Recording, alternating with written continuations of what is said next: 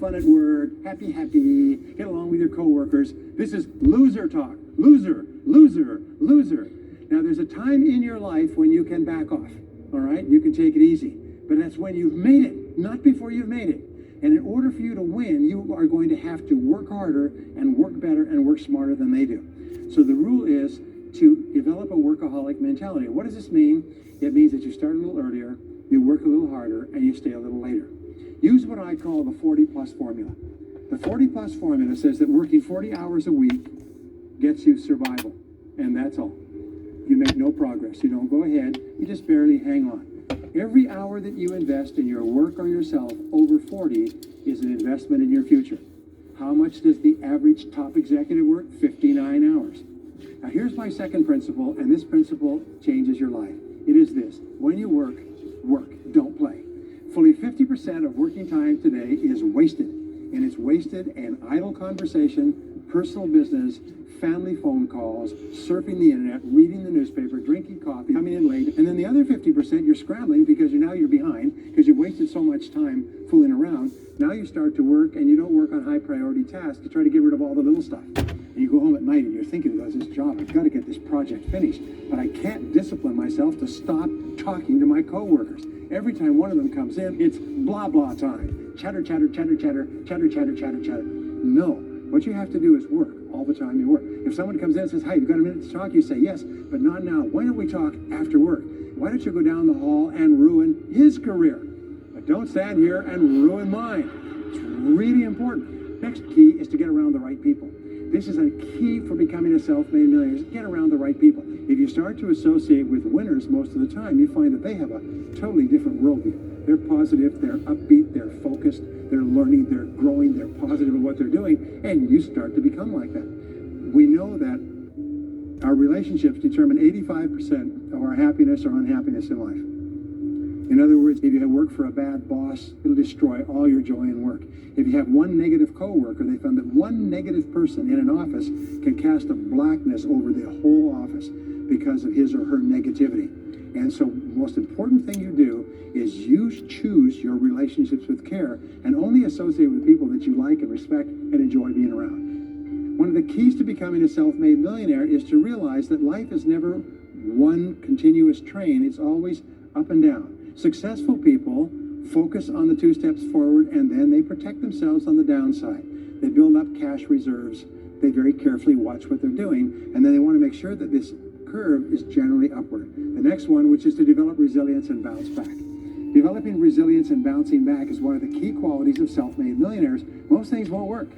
You're going to be knocked down over and over again. And what we know, as my friend Charlie Jones says, is you have to bounce, and when things go wrong, bounce. And so what I learned many years ago was this interesting technique of what is called mental rehearsal. And mental rehearsal says that you mentally prepare for the inevitable downturns before they occur.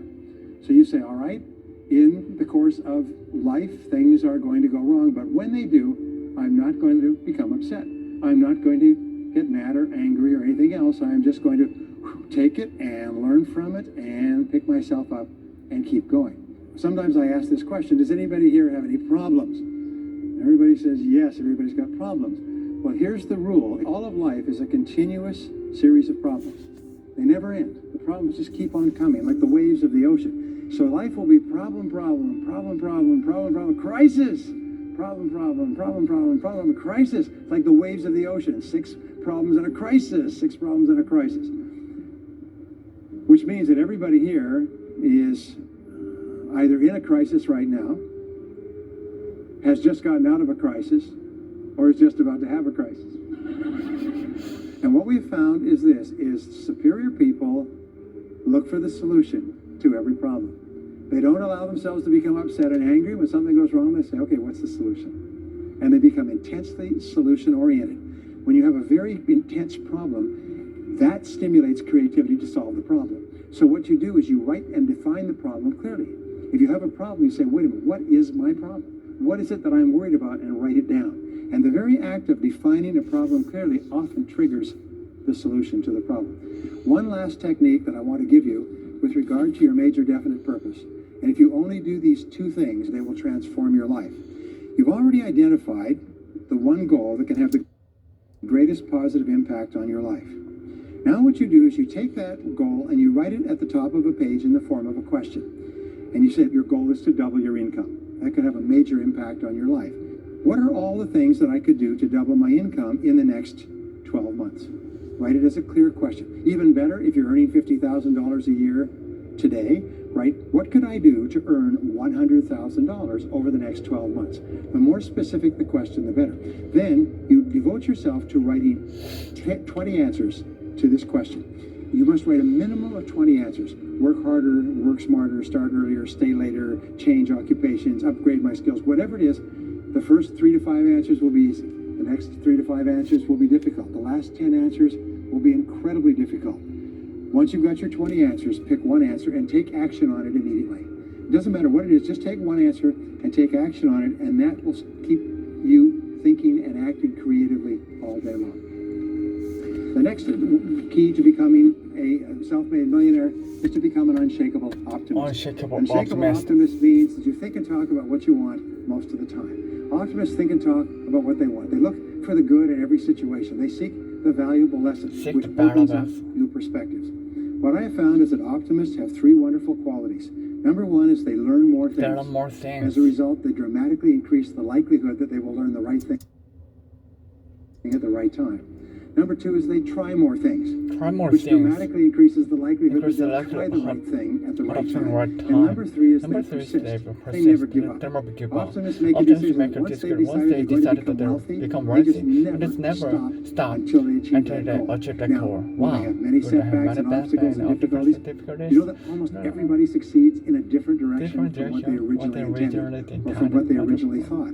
They just keep going. So optimists learn more things, try more things, and persist longer. I said before, the biggest single obstacle to success is the fear of failure. The antidote to the fear of failure is the habit of courage. And what we know about fear of failure, the antidote to the fear of failure is the habit of courage. And what we know is that you need 2 types of courage to succeed. The first type of courage is the courage to begin.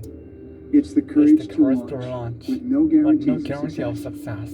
So successful people are willing to think, plan, make decisions, and take action with no guarantee. We say leap, and the net will appear.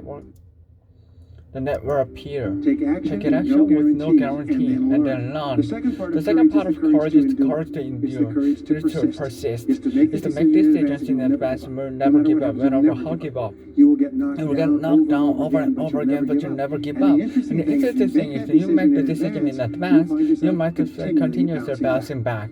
Every time you persist, you build yourself discipline. Every time you practice self-discipline, you build. Every time you persist, you build your self-discipline. Every time you practice self-discipline, you build your ability to persist. And the two of them are tied into your self-esteem.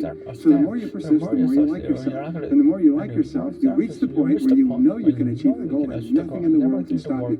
Every step that you take forward makes you stronger and stronger and stronger. And finally people say, I know one thing about him, I know one thing about her. You cannot stop him or her. Once they decided they want something, they will not stop until they get it. And when you develop that quality, there will be nothing that is impossible to you. And no one is better than you, and no one is smarter than you. And if you do what other self-made millionaires do, nothing in the world can stop you. And eventually get the same result as the other millionaires. And I hope you do. Thank you very much.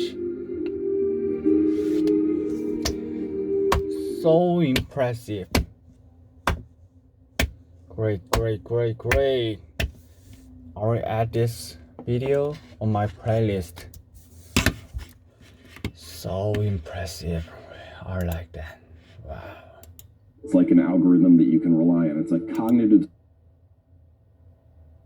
Maybe next time.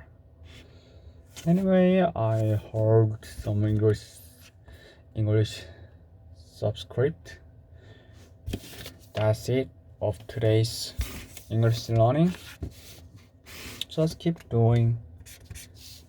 Keep sustain obstacles. Over obstacles. I did wash the dishes, cleaning house, folding. Laundry is my next job. Anyway, today is April 11th, Sunday morning, and I will go out until 8:40 minutes. And I will run at least 3 kilometers today. Let's move out.